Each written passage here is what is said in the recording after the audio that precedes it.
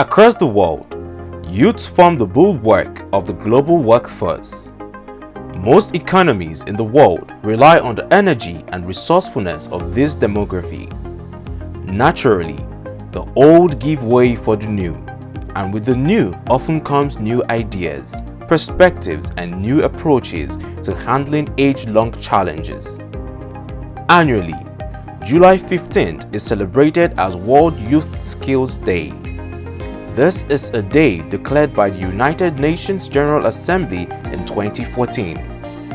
UN member nations, in setting the day aside, are seeking to chart directions for policy making, governance, industrialization, energy, and pitch for new opportunities for diversification across spheres of development. The goal is to tap into the reservoir of knowledge of the youthful population. The theme for this year is Reimagining Youth Skills Post-Pandemic. This trust puts in the front burner the importance of the drive towards technical and vocational education training (TVET) and encouraging stakeholders to facilitate the development of skills and programs designed to bridge the existing skill gaps. The focus also aims at addressing present realities and exploring possibilities for the future. In the past decade, the world has witnessed the emergence of a rising number of youth achievers in different sectors. As of 2021, 18-year-old German Kevin David Lehman is on record as the youngest billionaire. Also in governance, many youths are in elected positions such as Nadia Edith Whittom, who at 23 was elected as Member of Parliament of the United Kingdom, the youngest ever. At age 34, Sebastian Kurz, the current Chancellor of Austria, is the youngest serving head of state. The UN age threshold for youth age falls within 15 to 24 years. However, each country defines youth according to their circumstances. The African Charter pegs the youth age between 15 to 35 years. With a youth percentage of 42.5, the youth policy of Nigeria as at 2019 considers anyone between age 18 to 30 years as a youth.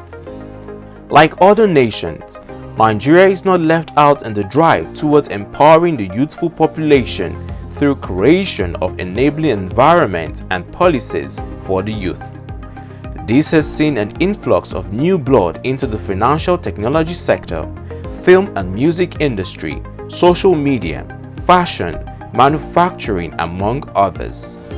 This has yielded good results, with a Nigerian fintech company, Flutterwave, securing a $170 million grant from investors, and Nigerian musician Damini Ogulu, known as Burna Boy, winning the coveted Grammy Award for Best Album International category both in 2021. These strides are seen replicated across Africa.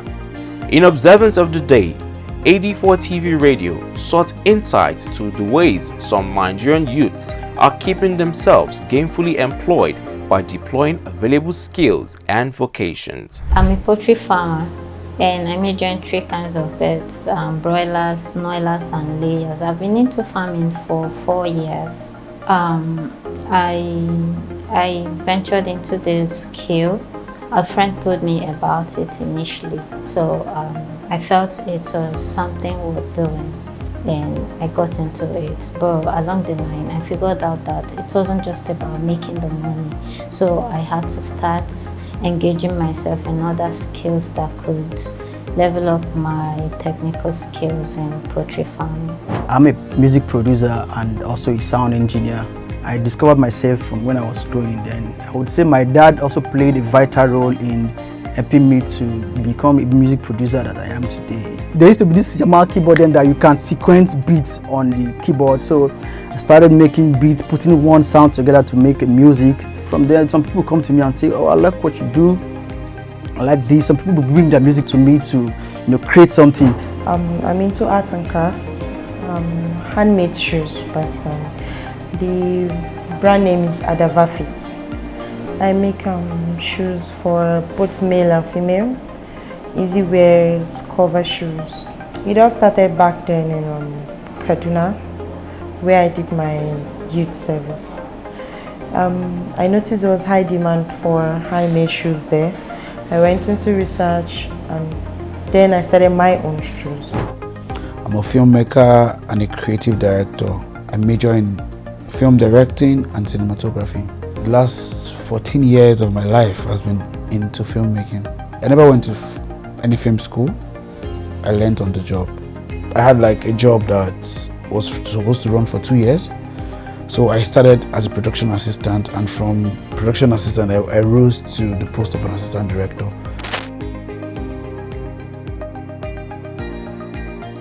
I've also been able to work with Chris Morgan. He had me in one of his projects, Marry You, which was released this year, 2021.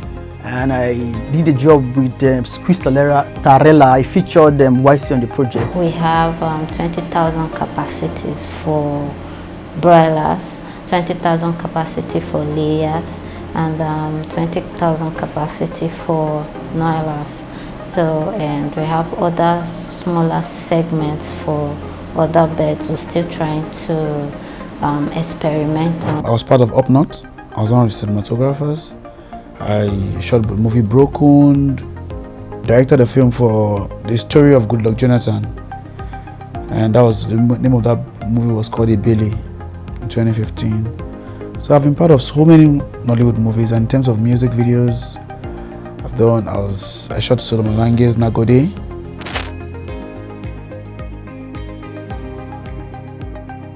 But when the government banned the importations of frozen food, this hiked the demands for our beds. So we're able to get into the market and make sales. It was COVID-19, and the lockdown restricted artists from coming over to the studio. Then thank God for the use of internet now. I was able to tell them to send me their content via email address or via WhatsApp. So I'll cook up an instrumental and send it over to them for them to be able to vibe. So with this, I was able to make some income for myself and also able to survive that point in time. When they said we should all patronize handmade goods in Nigeria, so I had large increment then. Like my margin was very wide. Then for the disadvantage was when there was increase in dollar and increase in price of materials. In terms of me, we're billing to my customers at times, especially international customers. Charges for a bill became very high, so I tend to lose some customers that way. There's a time federal government gave grants to filmmakers that helped so many producers today go into producing, because before then you make one film, you wait to sell after some months before you make another one. But when that thing came, I think to an extent it made us do more. And at some films you really want to fly a drone, and there are too many restrictions. Yes, the drone is really a problem to us, because there are sometimes they seize our drones in the airport. You go to some functions, they seize your drone, and the government said there's an approval, but we've tried to get approval and nobody's giving you approval.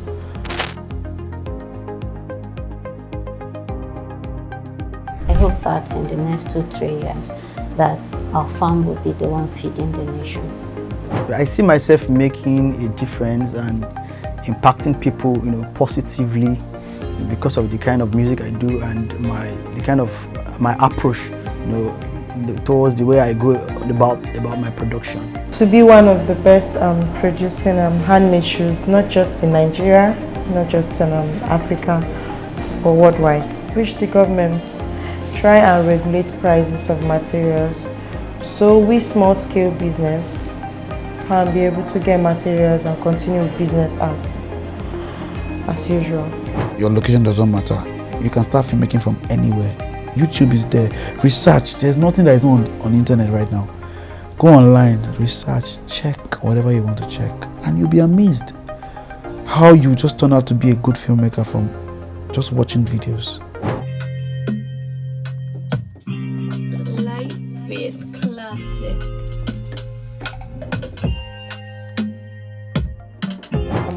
this easy wear, these slippers for men. These handmade slippers. Now the sole is handmade, it's crafted, this hand. On the lights, on this one.